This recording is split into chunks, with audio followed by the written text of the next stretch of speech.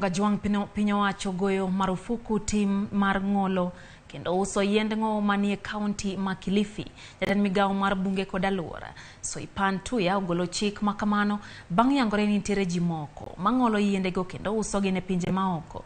Tuya oloso ka osingo ni biro kawo okang' mar chik ne joma osebedo kachwalo ohalano mano mar ng'olo yien. Okang' makama obiro bang' ja-Kenya moro goyo pore wi timno mar ng'olo yiend ng'owo e kauntino ma Kilifi.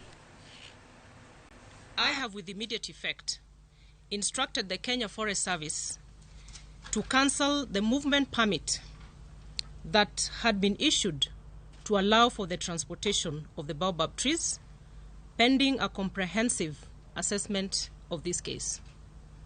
Number 2, I have consulted with the Cabinet Secretary for Roads, Transport and Public Works, and we have agreed that the baobab trees should not be exported out of the country until the agreements between the parties are properly regularized and the adequate authority as well as benefit sharing formula in line with the Convention for Biodiversity and the Nagoya Protocol, not to mention the Kenyan Constitution, are obtained and duly executed.